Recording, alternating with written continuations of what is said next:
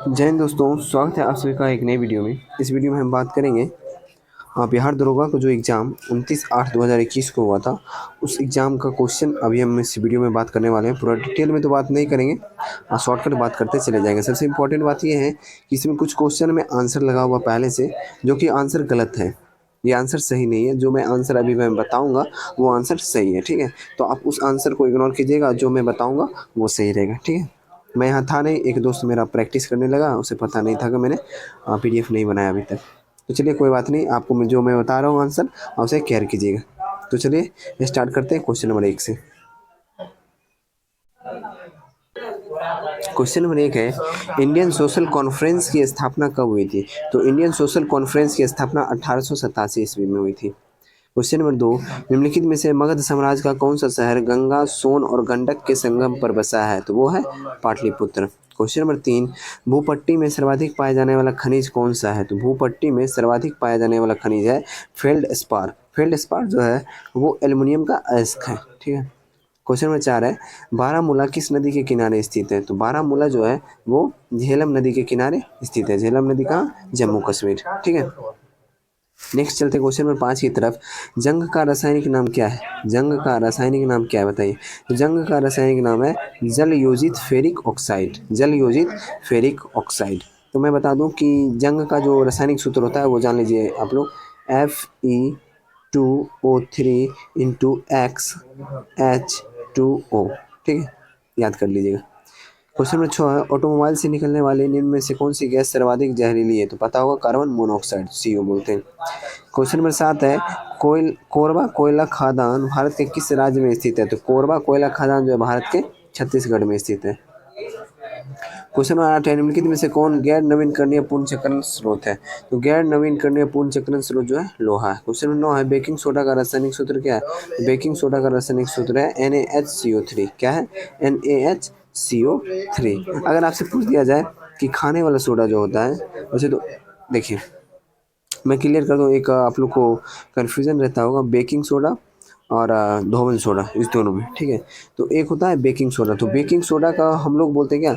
Sodium bicarbonate. और जो खाने वाला और जो धोवन सोडा होता है उसे हम लोग बोलते हैं सोडियम कार्बोनेट, ठीक है। बस इतना ही अंतर है। लेकिन बेकिंग सोडा का रासायनिक सूत्र NaHCO3 होता है, और जो धोवन सोडा होता है जिसे हम सोडियम कार्बोनेट बोलते हैं, उसका रासायनिक सूत्र होता है Na2CO3 × 10H2O।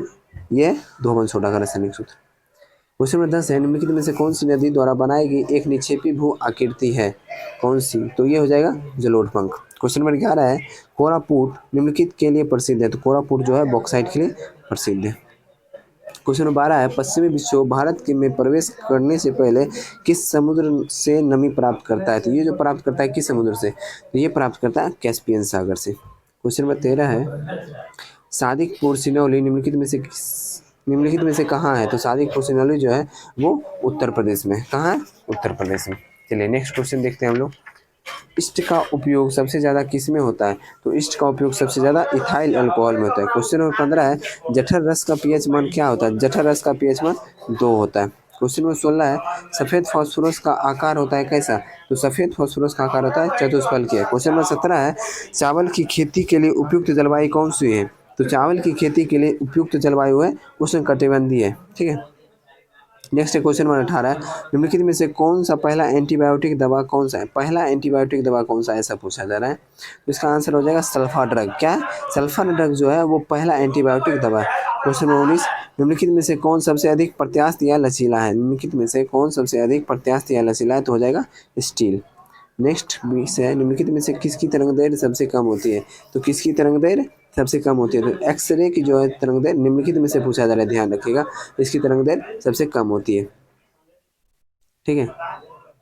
चलिए नेक्स्ट चलते हैं। और नेक्स्ट है, लोकसभा अध्यक्ष अपना त्यागपत्र किसे सौंपता है? तो ये पता होगा कि लोकसभा अध्यक्ष जो है अपना त्यागपत्र किसे सौंपेगा? उपाध्यक्ष को, अनुच्छेद 93 के तहत, ध्यान रखिएगा। क्वेश्चन नंबर 22 है, प्रकाश तरंग और ध्वनि तरंग के बीच का अंतर निम्नलिखित में से किस घटना पर आधारित है? तो प्रकाश तरंग और ध्वनि तरंग का बीच के अंतर ध्रुवीकरण पर आधारित है। निम्नलिखित में से किस शिलालेख में अशोक के नाम का उल्लेख है? तो अशोक के नाम का उल्लेख मास्की शिलालेख में। चलती कार में अचानक ब्रेक लगने पर यात्री का आगे की ओर झुकना निम्नलिखित में से किसका उदाहरण है? तो ये उदाहरण है गतिज रत्तों का। हुंडरू जलप्रपात किस नदी पर अवस्थित है? तो हुंडरू जलप्रपात स्वर्णरेखा नदी पर अवस्थित है।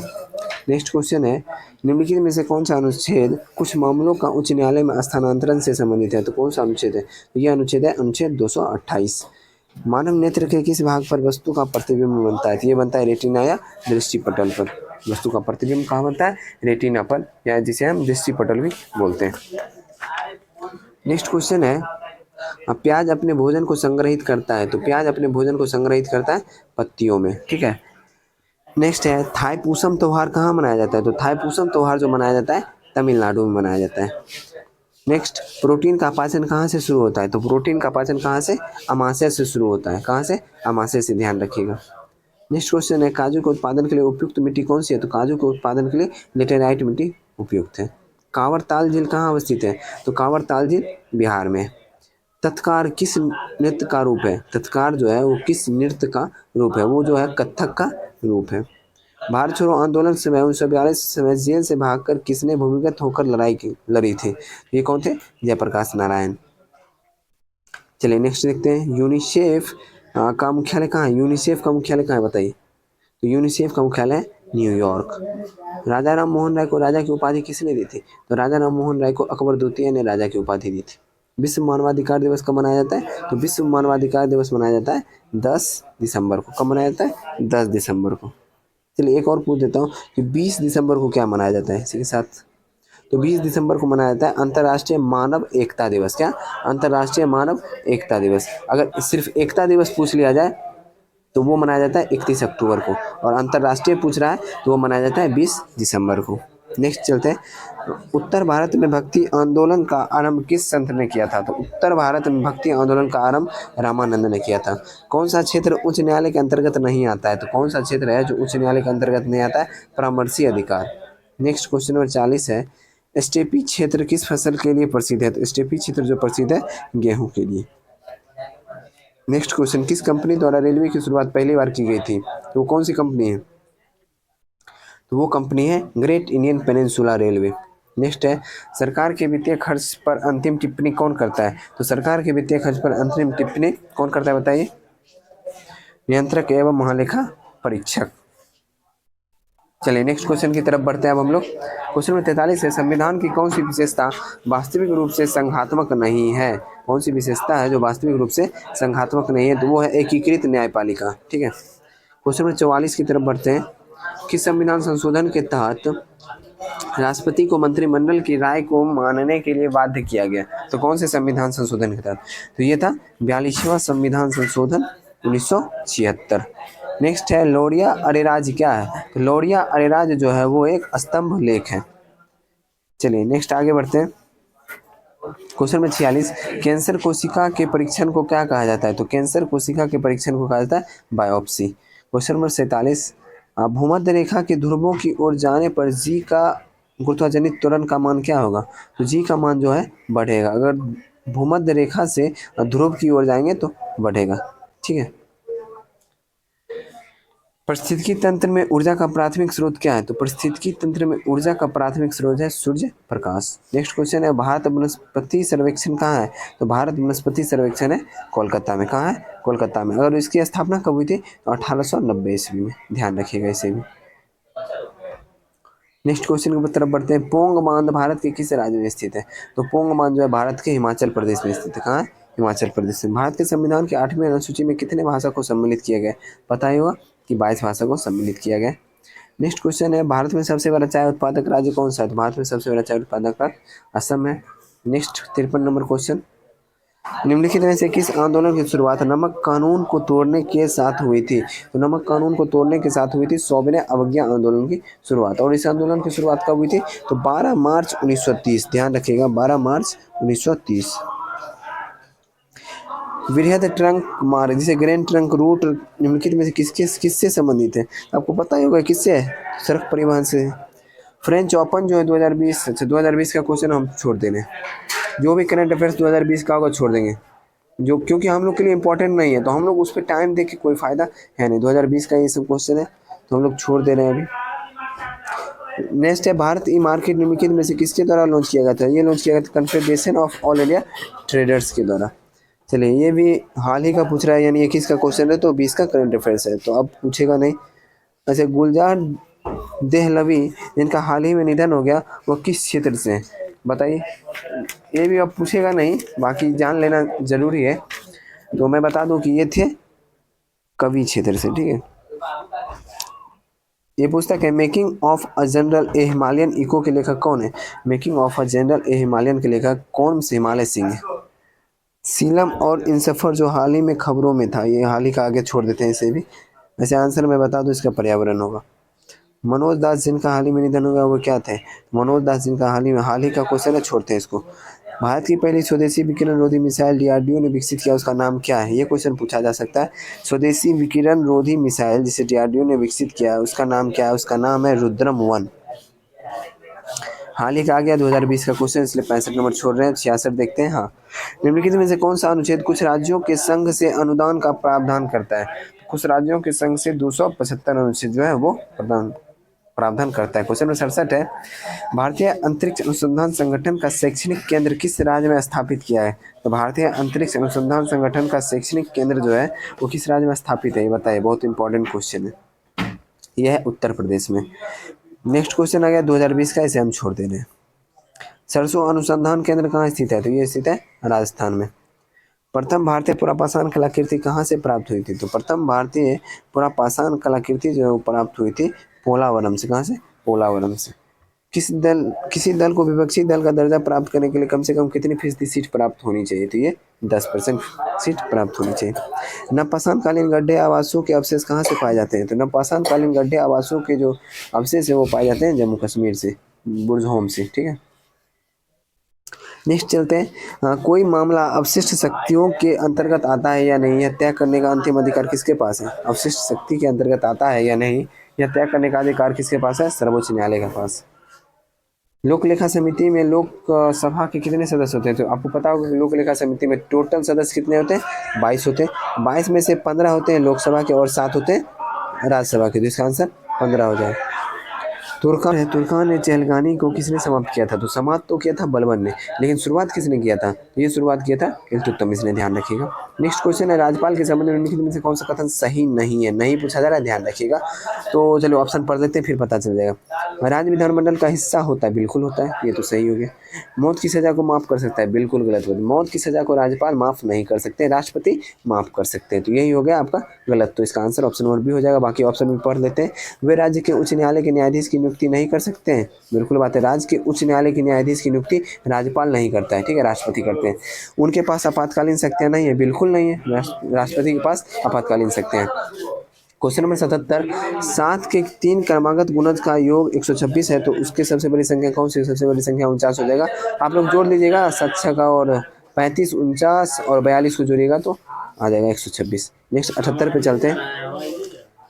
78 नंबर क्वेश्चन है, यदि कोई धनराशि 5% चक्रवृद्धि ब्याज की दर से 3 वर्षों में 555,666 हो जाता है तो वह धनराशि, देखिए मैं यहाँ पे इसका सोल्यूशन नहीं कर रहा, ये क्वेश्चन आप खुद से सॉल्व कीजिएगा। नहीं बनेगा तो आप मुझे टेलीग्राम पे मैसेज कर दीजिएगा, मैं कॉपी में सॉल्व करके दे दूंगा। जितने भी मैथ के क्वेश्चन होंगे वो सभी, ठीक है। सिर्फ आंसर मैं यहाँ पे आप लोग को बता दे रहा हूँ अभी।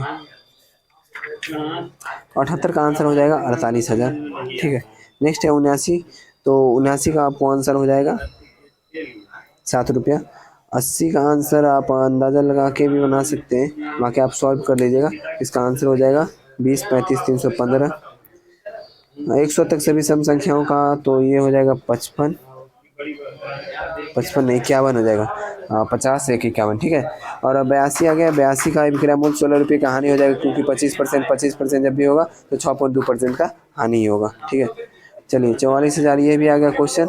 4% बढ़ा दिया जाए तो कितना हो जाएगा? तो इसका आंसर हो जाएगा आपको 67,760।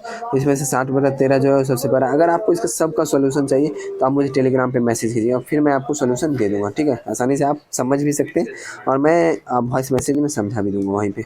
यहाँ पे लेकिन सॉल्व करना मुश्किल है।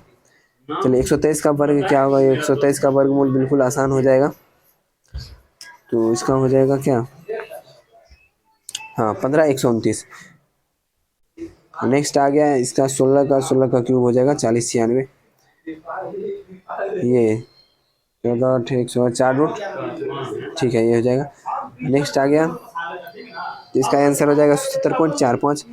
नेक्स्ट क्वेश्चन आ गया रीजनिंग का, यदि आने वाला परसों सोमवार है तो बीता हुआ परसों कौन सा दिन होगा। जैसे देखिए ये हो गया आज, ये हो गया कल, ये हो गया परसों, अब बीता हुआ परसों, ये होगा कल, ये हो गया परसों, ये है सोमवार, ये हो जाएगा रविवार, ये हो जाएगा शनिवार, ये होगा शुक्रवार, ये होगा बृहस्पतिवार। इसका आंसर क्या हो जाएगा, बृहस्पतिवार। किसी पंक्ति में कमलेश आगे से 10वें स्थान पर और पीछे से 8वें स्थान पर, 10 और 8 18 में से एक माइनस कर दीजिए, क्या हो जाएगा 17। सफ़ेद को लाल बोलते हैं तो दूध का रंग क्या होगा, तो दूध का रंग वैसे सफ़ेद होता है, लेकिन सफ़ेद को क्या बोला जा रहा है, काला बोला जाता है, दूध का रंग कैसा होगा, काला होगा। नेक्स्ट 92 पे चलते हैं, 42 और 441 और फिर डैश 500, देखिए इसमें हो जाएगा 21 का स्क्वायर होता है 441, तो 21 का दुगुना हो गया 42, 529 किसका स्क्वायर है 23 का, तो 23 का दुगुना क्या हो जाएगा 46, 46 इसका आंसर हो जाएगा। नेक्स्ट देखिए इसका आंसर, इसका देखिए थोड़ा सॉल्यूशन कठिन है, बाकी इसका आंसर हो जाएगा 336। अगर आपको चाहिए सॉल्यूशन तो आप पीडीएफ में भी देख सकते हैं, इसका पीडीएफ आपको प्रोवाइड करवा दिया जाएगा टेलीग्राम ग्रुप पे, उसमें आपको सॉल्यूशन सहित दिया हुआ रहता है, पूरा डिटेल में जो सॉल्यूशन दी रहती है बुक में वो भी मैं पीडीएफ में डाल देता हूँ, जिससे कि आप लोग देख सकते हैं। ठीक है, तो आसानी से आप देख लीजिएगा, नहीं समझ में आए तो फिर से आप पूछ लीजिएगा, मैं समझा दूंगा। ठीक है, नेक्स्ट आ गया, वर्तमान में पिता एवं पुत्र की आयु का अंतर 30 वर्ष है और 7 वर्ष पहले दोनों की आयु का योगफल 66 था। 7 वर्ष पहले 66 था, तो अभी कितना होगा 7 दूनी 14, तो अभी हो जाएगा 80 दोनों का योग, और 30 वर्ष का अंतर है तो 50, तो 50 बाई 2 हो जाएगा 25, और 25 30 55 हो जाएगा पिता की आयु। तो हो गया BCDEFGHIJ KM और उसका स्क्वायर, KM जोड़ के स्क्वायर कर दीजिए, ऑप्शन में बी आंसर है। विषम संख्या ज्ञात करना है, volt meter, ammeter, galvanometer, altimeter, altimeter से कुछ नहीं मापा जाता है, ये सबसे मापा जाता है, अब विद्युत से संबंधित है वो सब। नेक्स्ट आ गया, ये चित्र ढूंढना है, तो ये चित्र आपको इसमें ऑप्शन नंबर डी में मिल रहा है, देख सकते हैं आप यहाँ पे, ये ऑप्शन नंबर डी हो जाएगा। क्वेश्चन 98 आ गया, इसको सम्मिलित करना है, सबसे पहले आ जाएगा के बी, उसके बाद आ जाएगा एम बी, फिर जी बी, फिर T B, option number D हो जाएगा। नेक्स्ट क्वेश्चन 99, तो 99 का आंसर आपको देखने में से ही पता चल रहा होगा कि ये सेम है, तो ऐसा ही इधर भी लगेगा। अगर देखिए जैसे ये वाला और ये वाला का देखिए कट इस तरफ का है, तो ये वाला कट इधर है, तो ये वाला कट राउंड में कट जो है उधर ही होगा। ठीक है, तो ये ऑप्शन नंबर सी हो जाएगा। तो इसे देखिए मोड़ने के बाद क्या होगा, तो मोड़ने के बाद ये तो आपको पता होगा, वैसे इसका आंसर मैं बता दूं ऑप्शन नंबर ए होगा। तो आज का सेट यहीं समाप्त हो गया, आशा करता हूँ कि ये सेट अच्छा ही लगा होगा। अच्छा लगा तो वीडियो को लाइक कर दीजिए, चैनल पे नया है चैनल को सब्सक्राइब कर लीजिए। पीडीएफ चाहिए तो टेलीग्राम ग्रुप से जुड़ जाइएगा, जिसका लिंक आपको इसी वीडियो के डिस्क्रिप्शन में मिल जाएगा। इस पीडीएफ में आपको आंसर सहित पूरा डिटेल सॉल्यूशन भी मिल जाएगा। देख लीजिए जो पीडीएफ आपको यहाँ दिखाया जा रहा है सेम वही पीडीएफ आपको डाल दिया जाएगा टेलीग्राम ग्रुप में, तो आप ज्वाइन कर लीजिए, वहाँ पर आपको सारा डिटेल सॉल्यूशन भी मिल जाएगा। देखिए जैसे मैथ का क्वेश्चन नहीं सॉल्व होगा तो आप इधर भी देख सकते हैं कुछ क्वेश्चन का सॉल्यूशन, उससे भी इसमें भी समझ में नहीं है तो आप मुझे मैसेज कर सकते हैं, मैं अपना सॉल्यूशन दे दूंगा अपने तरीके से, शॉर्ट सॉल्यूशन लॉन्ग सॉल्यूशन दोनों दे दूंगा, फिर तो बिल्कुल समझ ही आ जाएगी।